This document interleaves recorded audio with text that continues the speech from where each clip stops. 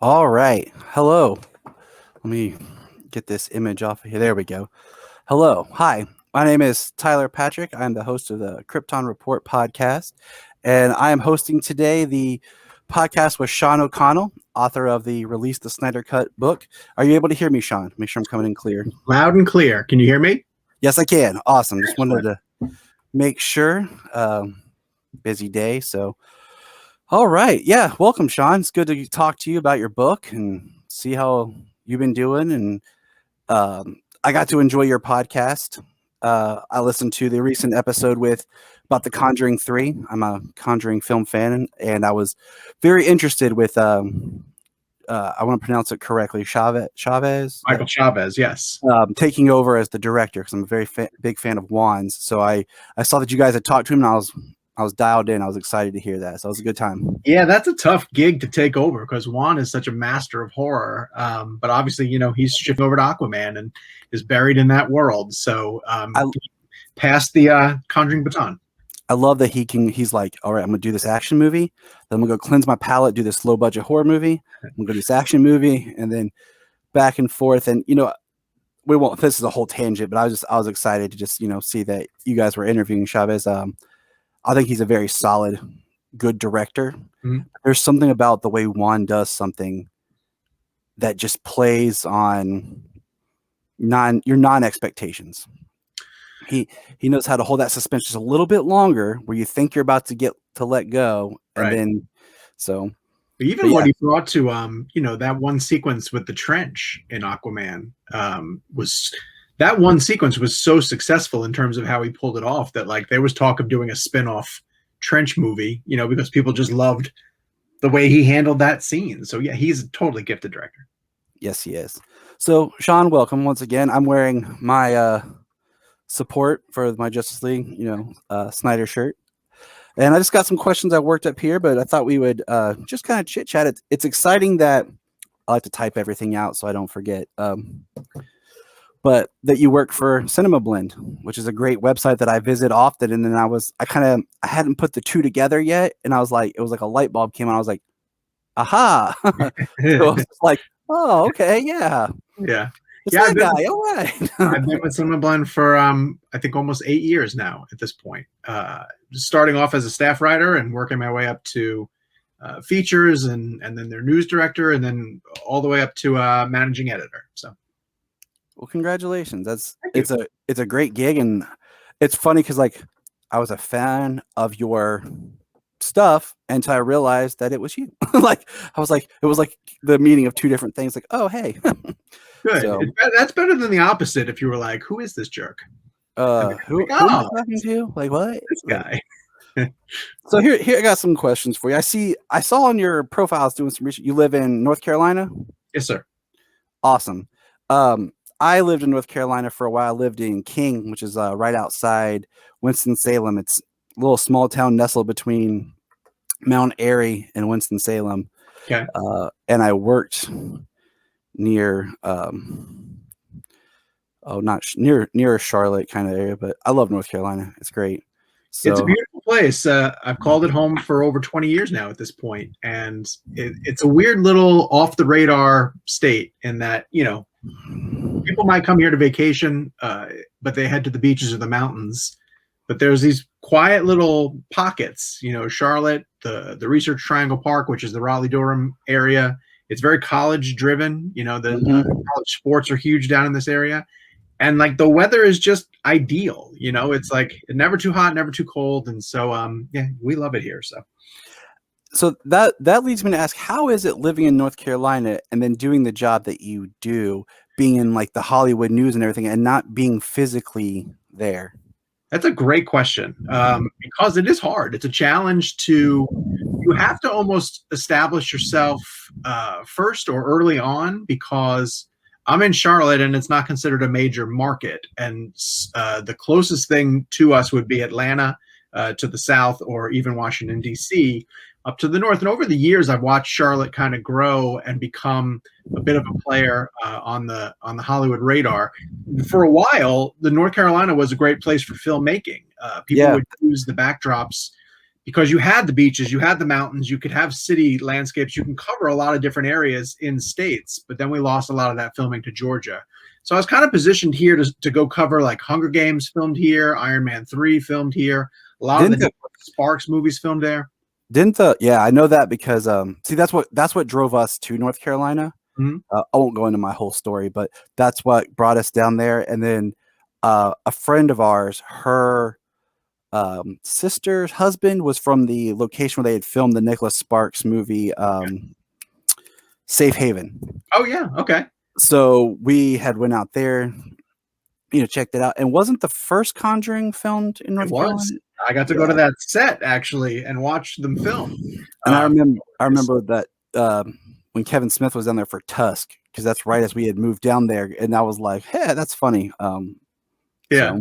But so what it requires is a lot of travel. I'm up in New York or out in Los Angeles a lot prior to everything shutting down. Obviously, obviously changed now since this point, and that's made it a little bit easier. Is because everything's virtual now. Like, I mean, look at us being able to host this convention right now and be guests with each other. So the industry is shifting in that direction. But prior to it, did require a lot of travel to go to where the things were happening, and so now I'm able to sort of do it from this office. It's exciting, and it's also nice to just be at home and do your thing. Like, we're in the process of moving, so I had to create this nice backdrop of. I like it. Thank you. It was my wife designed it for me, so shout out to Janina there for that. Very cool. So what I wanted to ask you also is, I see that you play guitar and drums in a band. I see your guitar back there. My next question is, do you need a bass player? Yeah, always. Right now. If I tell my wife, hey, I'm gonna go play bass with Sean, who I interviewed in North Carolina, she'll be like, oh, North Carolina, let's go. The hardest part about keeping a band together is finding somebody who can play bass. There's plenty of drummers and there's plenty of guitarists, but no one wants to play bass. And yet it's the backbone of any sort of band and songwriting. So yes, we do. Answer your question. Bass is the weirdest instrument to me, and I say that as a bass player because you either blend into the drums where people don't notice you're there, or you blend into the guitar, or both, and people don't notice you're there. But then when you drop out, they notice. Oh, of course. Yeah. It's like they don't realize they're hearing you until you're gone. Yeah. So, and I've played in several bands where the bass player is either really, really good, and it carries the root of the music so that the drummers and the guitarists can explore a little bit better. And then I've had other bands where the bass player isn't doing much of anything, and you feel like you're working twice as hard because in your head, you probably know this, you can hear it a certain way, right? And it needs to sound full, and once that piece is missing, you overcompensate, to make up for it. And it's only when you step back and you say like, oh, that's because the bassist isn't doing enough stuff. So. See, we're all over the place today, people. How long have you been playing? Oh man, I started in '95 with upright. Okay. And then I went on to electric, took a break, started in high school, and then after high school I was in bands. And I think right now is the longest stretch I haven't gone with actually playing, because it becomes playing every now and then because, like I'm home with the kids and work, and then all my friends are doing their things, and it's like finding people who want to play, and also find people who want to play and have that same creative mind of what you want from your sound. Sure. That's the hardest part I found, is some people have that very like, this is what I want. Some people have that open, like, let's bring our collective ideas together. And that really gets to be the hardest part of making music, is just finding people with a similar taste. And the older you get, when you're younger, you can be plugged in and your social life is different. It's easier. But as the older you get, it's like, man. Well, tough. And to that end, like I played bass in one band in college, only because they had an established setup and they were friends of mine. And I said, okay, I'll play bass. And I had so much fun with it. It's actually a lot of fun, especially if you're a guitarist. It's kind of that mindset, but you play it a little bit. You go differently through the songs. And lately I've been thinking to myself, like, I should just pick it up again too, because it would be much easier to find a group of people who are playing together and maybe just plug myself in. So I'm thinking about it. It's so neat. Like, the mindset when you're a guitar player who plays bass, Yeah. where you come from compared to a person who just plays bass. And that's why I feel like bass is so interesting because you have variant styles and everything. Mhm. And like I said, I remember I played this one show and they were very much like a heavy band where the bass was very much just thumping, Yeah. and I personally like to hear my notes, to be loud, but like hear my notes, hear my sound. So yeah, we could probably keep going about this, but I just thought that was a cool fact. And I was like, maybe he needs a bass player. Everybody needs a bass player. Sure. So we're here to talk about, you had wrote a book called Release the Snyder Cut, which thankfully has occurred. I noticed I was looking at the release date. It had come out in March, shortly before the film had come out. And what I want to know is, were you a fan of Zach's before the writing of the book? I was, but not nearly as much as I have become since dedicating my amount of time to it. And what I've come to realize, the thing that I really liked Zach's films, but I had issues with his DC films specifically. I loved Watchmen. I loved 300. I wasn't crazy about Sucker Punch. I think that's a studio metal thing. We won't get into that whole, but yeah, I've read enough that what was released was, cut down and altered compared to what his vision was.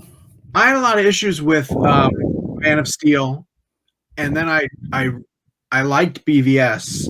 I liked the direction it was going, but but the thing that really tipped me back into Zach's column, essentially, in terms of what he was trying to do with DC, was the Ultimate Edition of Batman versus Superman, and the way that it filled in the cracks and the way that it expanded on, like, when I watched the theatrical cut, I felt like this feels truncated, right? Like, it feels like we're racing through a lot of different things, and there were certain things in it that just didn't make sense. It's tight. It was very tight. Like, nothing had a chance to breathe. Like, it was like here, go. Yes, so.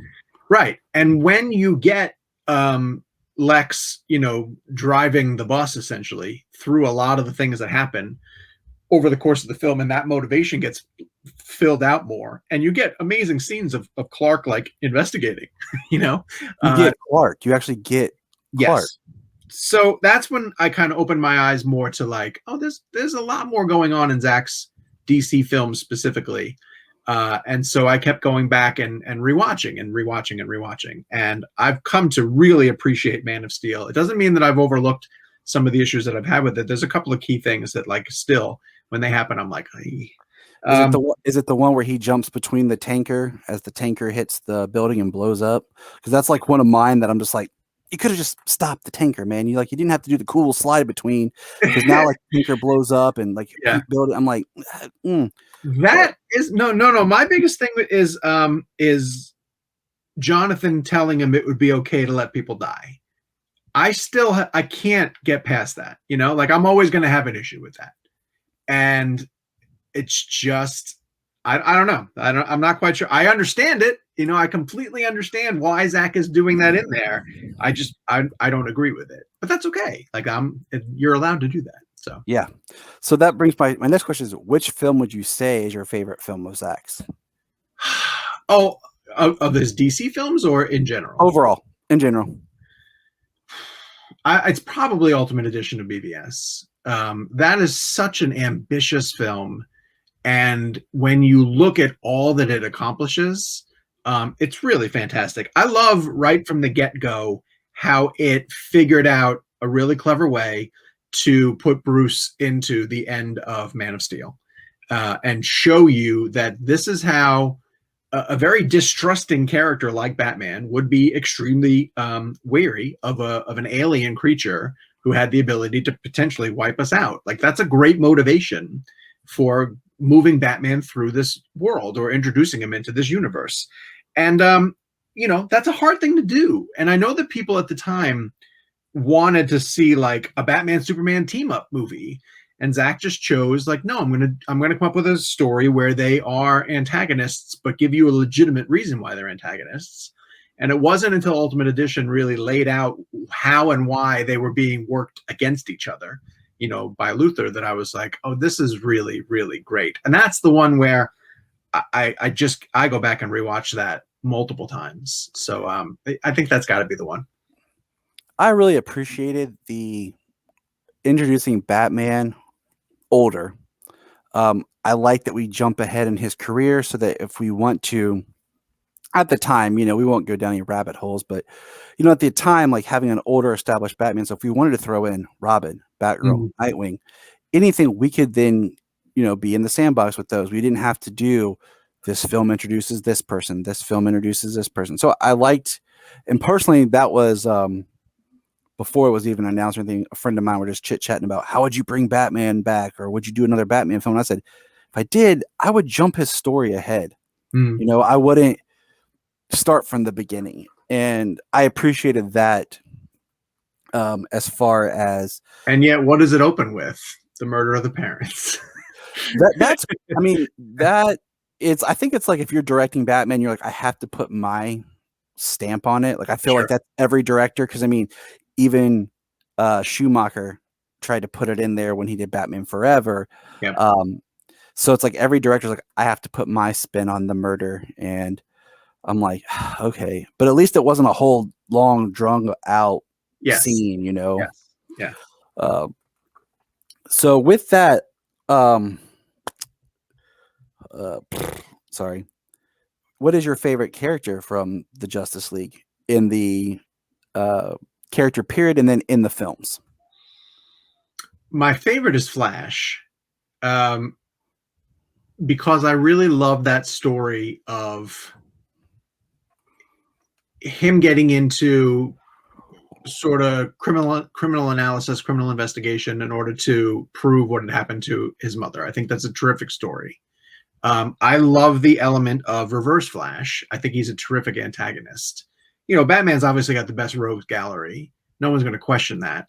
But I kind of dig Flash's his enemies. They're kind of cheeky. They're a little bit campy. But I really like Reverse Flash a lot. And if I'm going back to DC and reading through, I'm addicted to DC Universe. I love the fact that you can just dive into the digital catalog and pour through just archives and archives of books. I find myself most recently reading a ton of The Flash, Shazam, and a ton of Nightwing. And then I'll dip back into Batman and Superman runs, sort of classic Batman and Superman runs. But I love Flash. I often say that Flash is my favorite character in the Justice League movie too, especially in Snyder Cut, because I feel like Ezra finally got a chance to explore some elements of him. But I'm kind of looking forward to seeing what he gets to do in a solo movie, and really become the centerpiece of the film. So for that reason, I think my favorite film in the Justice League movie is Ben Affleck's Batman. I just think he's such a terrific interpretation of both Bruce Wayne and Batman. I love the way that he takes charge in the conflict at the end of the movie, the Russian battle, and sort of acts as the decoy, to get all the parademons chasing after the League. I love the fact that just like in a situation where he's a human in this conflict of gods and aliens, and he's the bravest guy who's diving right through it. So yeah, I think my favorite character in the Justice League film right now is Bruce, but that's changed. That keeps changing from week to week. So, and I understand that, like, the one character going into the Justice League period, the films, that I was most like about was Cyborg. But then getting to actually see Cyborg's story played out, I was like, man, I am a fan of this character in this film. Like, this really is like the character that I came into with the least interest in, but left like, wow. And it's crazy how much it got changed, in theatrical cut. Like, there's so much great backstory and so much emotional hook to his motivation that gets restored. Him going into the mother box and seeing what his life could have been had he avoided the accident that changed his trajectory is really heartbreaking. Like, I've watched it with my kids, you know, of course I watched it first to just make sure, and like there's a lot in there, and it's interesting the stuff they pick up on. And you were talking about like with Batman, and he'll ask me like, why is Batman like this, or why is Batman this? And I'm like, you gotta think about it. You know, Batman's human, and all these people are alien or super powered, and he's just a guy in armor, you know, Yeah. with his gadgets, and he's the leader, he's the brains, he's trying to position everybody Hmm. what to do. And my son's like, yeah, yeah, he's 6, so he's like, I got it now. Like, Yeah, yeah, yeah. so what got you interested in writing the book? Like, what was that spark where you're just like, okay, I got to do this. Like this has to be told. This has to be cleared up. This has to be told, because we know that there was a whole social campaign. There was rumors. I followed.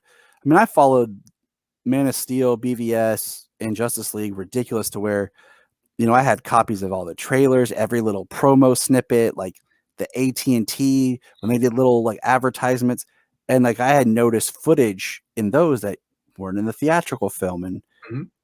with just watching enough movies and thinking and having read enough about what the movie was to be, I could see little parts like, okay, that's a reshoot.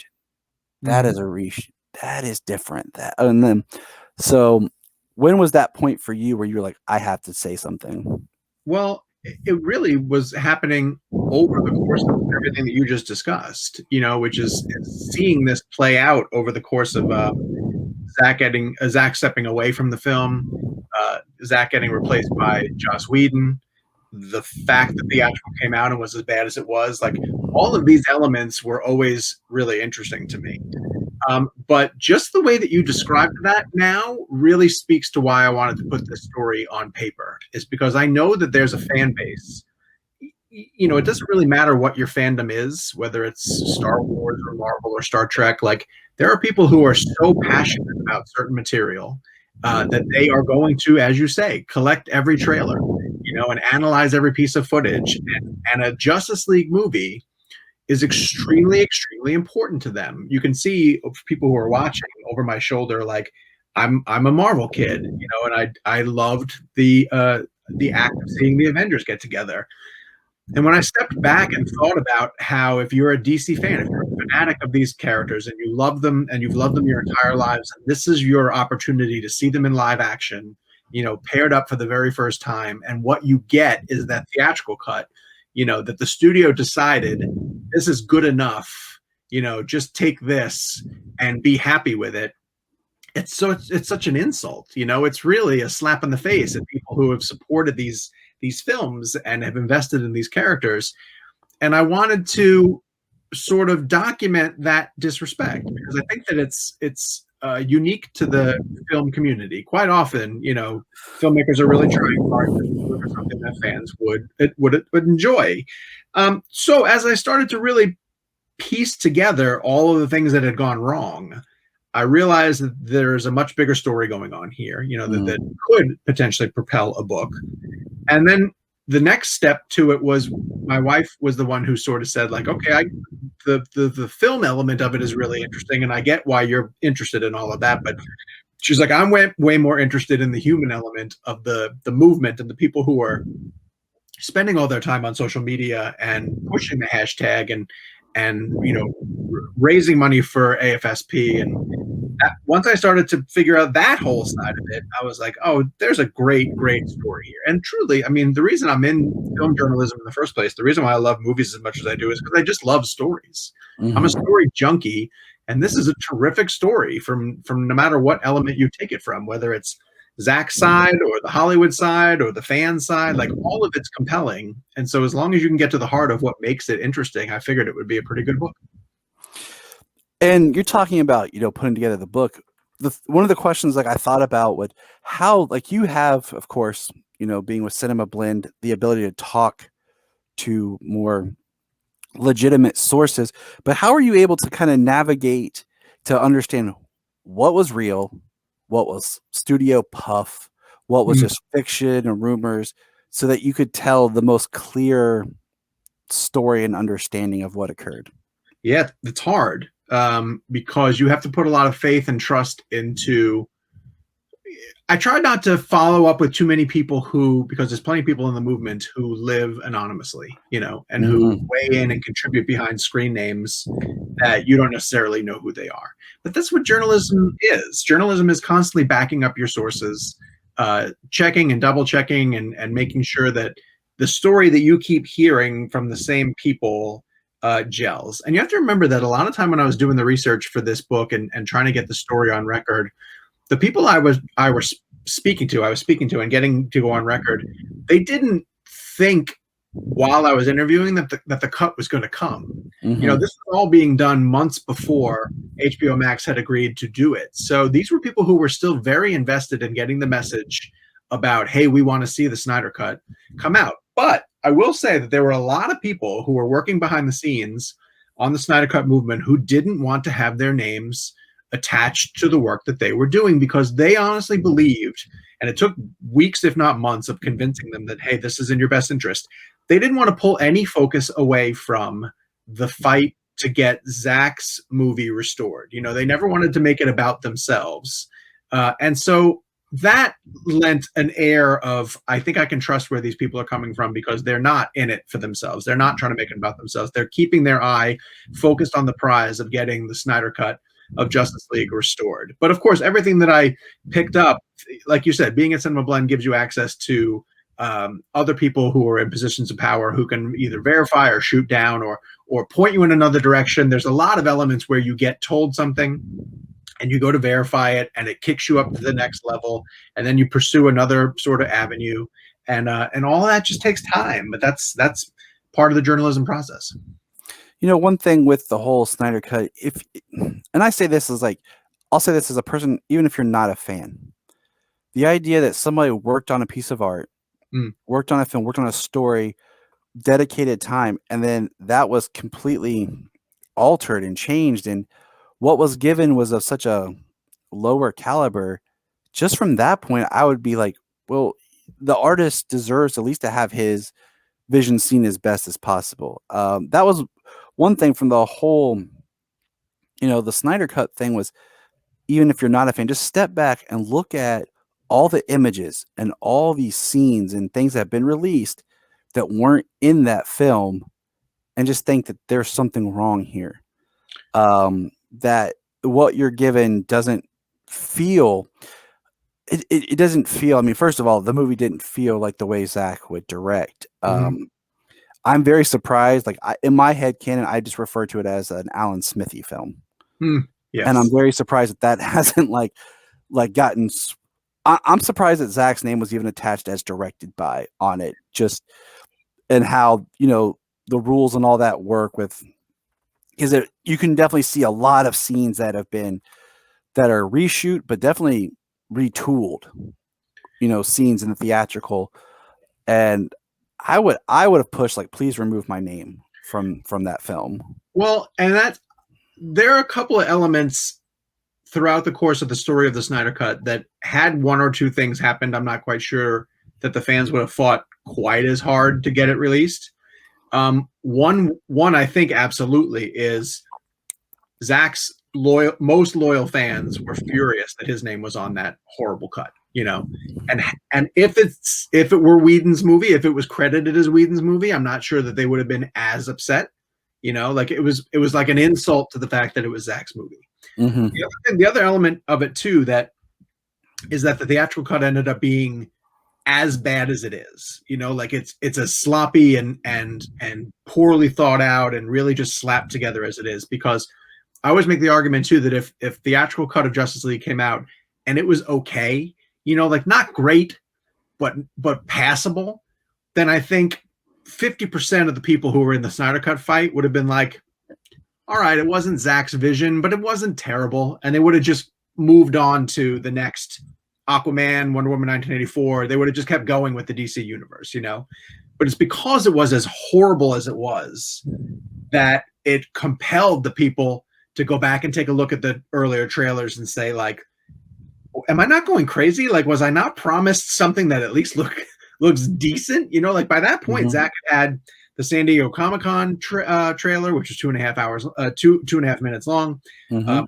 Another longer trailer that had been put out. There was plenty of and stuff that he had been sharing on social media too. He'd been sort of ramping up the fan base using Vero, so there was plenty of evidence that at least suggested like we're going to get something epic, and then instead what you got was like a flat piece of nothing. So I always found that to be pretty fascinating as well. And I mean, thinking about what you just said, like, yeah, if the movie had come out and been more like a okay, like it's not exactly what we were hoping for, but it's not bad. Like I enjoy, but having the knowledge of just what it was supposed to be, where the character was supposed to go, the horrible Henry Cavill mutated face thing, you just felt like for the characters, like when you think comic book and heroes, Superman, Batman, and Spider-Man are probably the three biggest. Yeah. Okay, and you see how the two biggest are in this movie that even if you don't like Snyder's vision, but having a complete actual vision and not something hoked together is better for just an experience. Because then you say, okay, I don't like that compared to this. Like, what is this? It's the two biggest characters are in this thing where you're like, this just doesn't feel right. Right. It's like, and like you said, this is the pantheon of the DC Comics characters, and this is their first live action film together. We should be excited that we're seeing this, and then what we get is just subpar. And I mean, if it had been like for example, I really like the Shazam movie. Mm-hmm. Okay. But if like you had gotten the kind of quality you got from Justice League in a Shazam movie, you'd be like, okay, it's a Shazam movie. Yeah. He's like a second tier, not as big, and your expectations for that aren't as large. But when you go in like The Flash, Aquaman, Wonder Woman, and then you walk out like, because even from a story beat, when the theatrical movie ends, it feels like that's your midpoint of a movie.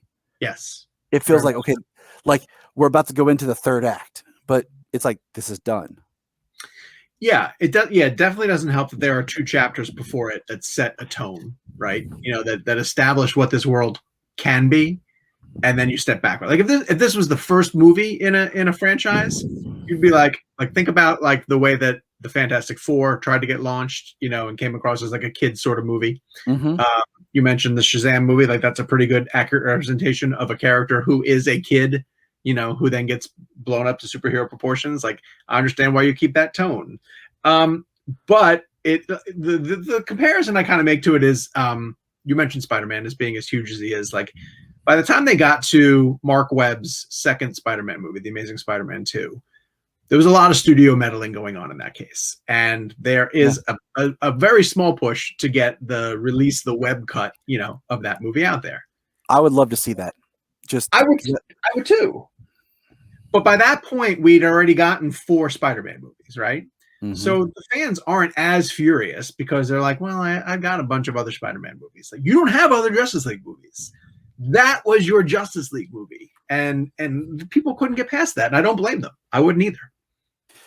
Yeah, it's because you get another film of all those characters. It's not, like I said, just one character, especially where it's like Batman or Spider-Man. You're like, give it a few years, they'll reboot it. Yeah. It's kind of stunning that there's not a Justice League movie on the radar at DC. Like, how are they not planning at least another version of the Justice League? That's your bread and butter. That should be your crowning jewel. What my headcanon, like, because I have this, I want everything to kind of work, and where fans and people have kind of picked apart, like, well, this doesn't work. What I've done in my headcanon, okay, roll with me here. Okay, I'm ready. So here's how it goes: Man of Steel, Wonder Woman, BVS, Suicide Squad, Zack Snyder's Justice League. Okay. Those 5, Crisis. Because Ezra Miller was in the Crisis movie or the TV event, it connected it. Then you have now the post-Crisis DC movies, which would be the Justice League, because Warner Brothers wants that to be canon, Aquaman, Birds of Prey, Shazam, Wonder Woman 84, The Suicide Squad. That's how my headcanon explains the tonal changes and Okay. any story inconsistencies that don't line up with what was done before. Like that's how I view everything. Is I throw Crisis in there. And that's why Wonder Woman in 84 feels like a little bit of a different Wonder Woman than we've seen in her first standalone film. She does. Yes, very true. Post Crisis. So I like it. That's just how I've made it. So I feel like, okay, when I watch these movies, I'm like, I'm not like, why is this different? Why? I'm like, post crisis. Okay. I like it. That's the first time I've heard that. That's a pretty good approach. I have to make things work because, or I'll, you end up in those nerd geek conversations of, well, in this movie they established this, but in this one I'm like, yeah, you're right, but it can be looked at. So I'm just like post crisis. But they want their cake and eat it too. They want to be able to do a Joaquin Phoenix Joker movie and not have it connect to anything. They want to be able to do Matt Reeves and Robert Pattinson without having to connect to anything. It's hard to do cinematic universe and also do those sort of Elseworld projects. I mean, I don't need everything to like connect where I have to have everyone appear in every film, but just that idea that the worlds are connected is a nice feeling that we could see them together. We could see these characters. I'm excited for the Batman, but at the same time, like it's sad that foreseeable future, we're not seeing these characters again and getting to see how all of them together would become, like the really well done team that we want for the Justice League. Yep. Or even just Henry Cavill showing up in Black Adam. Yeah. And him getting a chance to just put his capper. My wife explained when we watched Man of Steel was, you have a film, Man of Steel is very much a Kal-El type film. She's like, Clark is trying to figure himself out as who Clark is. Superman's trying to figure himself out who Superman is. And then we get to BVS and we don't really get a chance to explore Clark through interactions with other people as much because most of the people he interacted with was like Perry and Lois. Right. And when he's with Lois, he's just himself. And then even Superman, we don't get to see a lot of interactions with other people as far as like talking to them or anything like that, other than just maybe a quick comment here or there. And I feel like, having that third film to really like who this character is, getting, him to the character's journey as he's embraced who he is. One of the biggest things for me was in Zack Snyder's Justice League when he comes out in the suit and, he flies off to help them that's his character accepting who he is. He in Man of Steel, he was very much pushed to come and reveal himself because of Zod. This is now like being brought back as his second chance. He could have stayed dormant and done nothing, but he chose once again to don his alien heritage, to stand as Superman, and to go out there. And I feel like that's when he knew who he was, and not getting a film that lets him tell that story, right, is heartbreaking. It is. I know it's lost potential. That was always going to be something difficult when I talked to a lot of people in the Snyder Cut movement as we were leading up to the potential of that movie's release. And I kind of asked them, like, how do you guys feel about the fact that if you get the Snyder Cut, that might be it, that the studio is going to give you the movie that you've been asking them to see, but it might not lead to anything else. And for the most part, everyone was like, that's fine. I'm okay with that. I just want to see Zack's vision for a Snyder Cut, for a Justice League movie. But it's really hard now after seeing it to not say what you just said exactly, which is now I wish they got a chance to continue. So continue in some form where we got, Henry Superman getting a good send-off, a good kind of closure. Like it doesn't, we've heard about what Zack's visions for number 2 and number 3 were. Even if I didn't get that, just something more. Because I would have loved to have seen Superman fight Darkseid. Yeah. Yes. It would have been terrific. And then we're not getting that, New Gods movie, supposedly, because of the Snyder Cut killed the New Gods movie. Yeah. So, I wasn't sure Ava was the right choice for that movie anyway. I never had like the feeling that that was going to happen anyways. Mm-hmm. Well, Warner Brothers really does like to announce projects without 100% being sure about whether they're going to come to fruition or not. They throw a couple of things at the wall, see if it sticks. It's a little bit unfair to fans, you know. It's a little bit unfair because it gets fans' expectations kind of hyped. But yeah, especially for characters that don't have any other representation. You know, one being the Nightwing film oh, that was yes, supposed to be, and well, I then just spoke to Chris McKay about that. Chris McKay's got a movie coming out called The Tomorrow War with Chris Pratt, and I interviewed him for that and asked him. I kind of brought it up in the way that, like, hey man, I love Nightwing, and I lament the fact that that's become a lost DC movie. You know, that we've sort of chalked it up to the not going to happen pile. And he was like, no, don't do that just yet because I think it might still happen. So he's keeping hope alive a little bit for it, and he's sort of pointing at the idea that DC is branching off into a multiverse concept, and maybe a Nightwing movie can exist in that. Maybe that's true, or maybe it becomes an HBO Max type, original project that's developed for HBO Max, and the budget is a little bit more scaled down. The advent of streaming services is keeping all of this stuff really, really interesting because it can go in a lot of different ways if they want to open up and explore it like that. Exactly, and the streaming platform of HBO Max gives these stories to be told. It brings to people to their product. Where they have the Batgirl film and the Blue Beetle that have been announced to be HBO Max. So that's exciting. The other thing I was going to ask you was, I can't even remember. We're all over the place so much, and I'm like, I know we only have so much time, so I don't want to like open too many rabbit holes for us to follow down. But I wanted to point out, like, I was looking, so I have here, I'm going to put in the notes the Amazon link where people can go and get your book to really understand this whole story, this whole journey. That, because a lot of people didn't understand, like, oh, it's just an alternate cut, or it's no. I think the best representation I saw someone put was, it wasn't a altered film; it was a deleted film, and I thought that was really, really strong because there's so much that's different, and even the things that are similar are still different. But when I was on Amazon and I was looking, I saw some other things that were listed under your author's page. Did you want to talk about any of those things, or? Oh, that's a different author. That's what I wondered, and I was like looking through it, and I couldn't tell for sure. But I was like, you know what? I'll just throw that out there to him because they're like very much different books. Yeah, I was like, it feels very different, but it's under his name, so I'll just kind of ask him if he wants to talk about it. Okay, if not, then good question. No, I will just pretend like it didn't happen.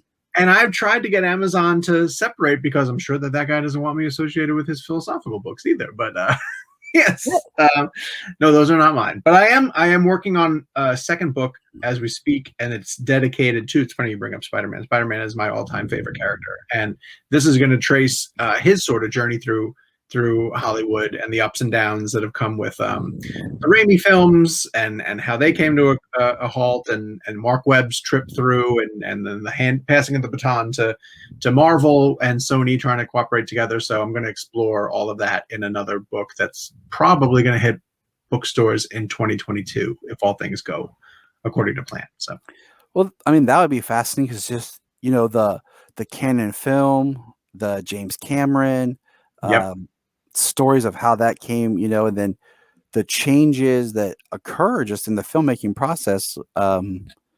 My kids are big Spider-Man fans, and we were talking about, I told my wife, like, I used to have a production photo from the first Raimi film where he had the actual web shooter. Oh, really? Okay. Nice. It was the scene where he's in his room and he had the actual web shooter. And then, of course, when the film came out, he had the organic. Right. And I'm like, it's really interesting, those little stories that you can pick and choose and learn about. And Spider-Man has just as much history in a more, feels like, condensed period of time than, say, Superman and some of the other characters absolutely do. And a lot of the people who worked on those Raimi films, I got a chance to interview John Dykstra, who was really figuring out the visual language, like of how to move Spider-Man through. And John Dykstra worked on A New Hope. Like he got an Oscar win for doing the original Star Wars. Like he's as pioneer gets, and here he is trying to apply. How do I bring a character like Spider-Man off of the page and into live action in a way that looks credible? That it's not just a wonky cartoon type character. So some really fascinating stories I'm getting.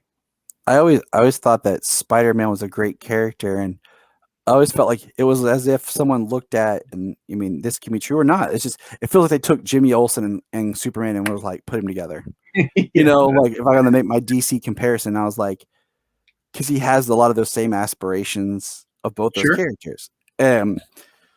Spider-Man is my favorite Marvel character. If, I had to pick out a favorite.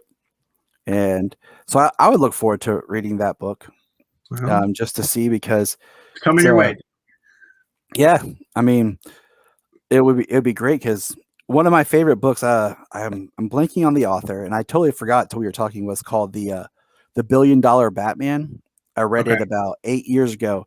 It was just about, similar to what you're talking about, Batman's journey and Bob Kane's history and Bill Finger's history and who did what happened, and then the financial success of Batman as a brand, and how Bob Kane profited and what he did to how he would hire other people as like ghostwriters and artists to do Batman's stuff, but he would then take the credit or all that. It was a very fascinating story and book. I had bought it digitally, like it was about 8 years ago, and read.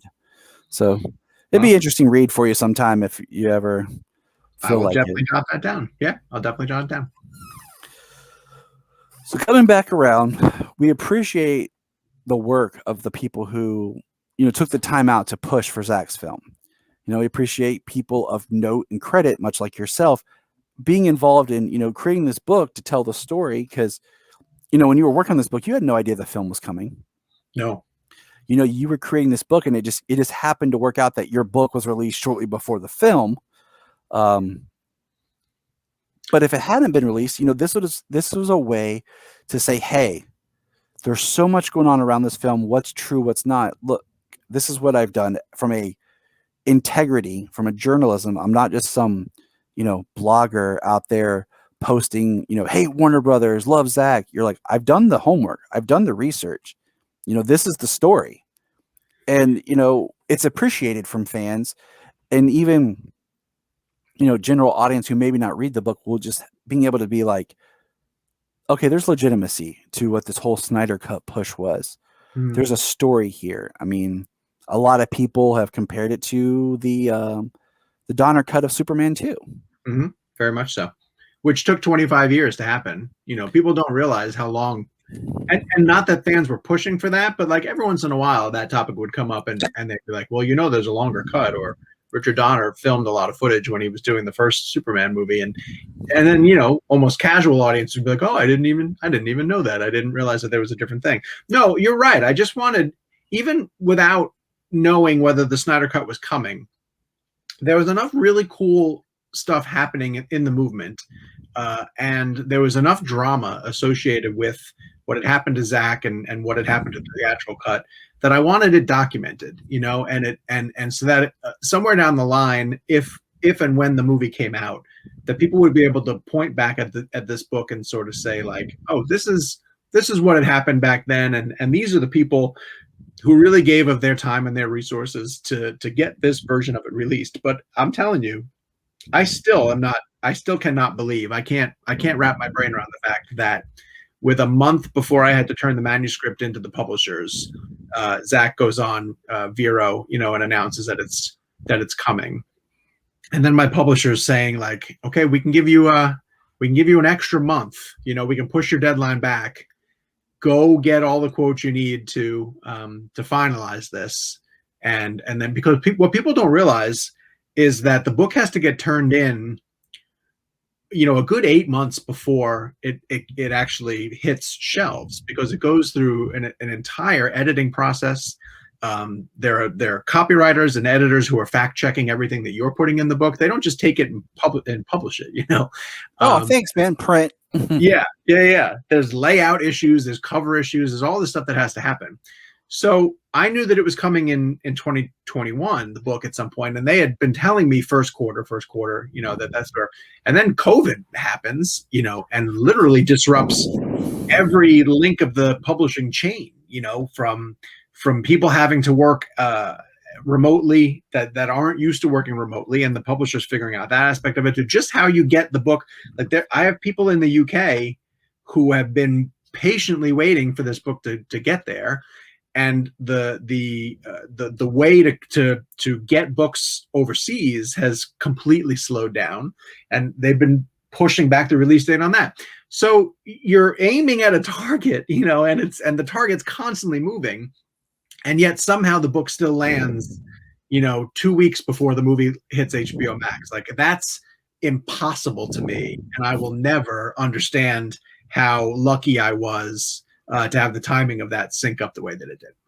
I mean, it's great because, it works out because, when your book lands, it's really the hot topic. If people are talking about, people are like, and then people who don't know what is going on, it's a quick reference guide to, well, this is the story about this. Oh, okay. I can read this. I can go through it. It's funny. You were talking about like the UK. I learned, I wasn't sure if it would work, but I was able to actually purchase my 4K Blu-ray of the Snyder Cut from Amazon UK. Yeah, sure. I've heard it's available there early. Yeah, because I have friends in the UK who are posting things about it, and they had never made an announcement for physical release here in the States. Yep, still haven't. And, part of me feels like they won't, because that's part of that HBO Max brand where they want people to go to, or they'll wait a year or two down the road to do it. And I'm still I like having my physical media. Mm-hmm. You never know. Storm comes, internet issues, whatever. I can watch it, but also we were talking about this, my wife and I were about, digital files, they can alter and change, and then that's it. Yeah.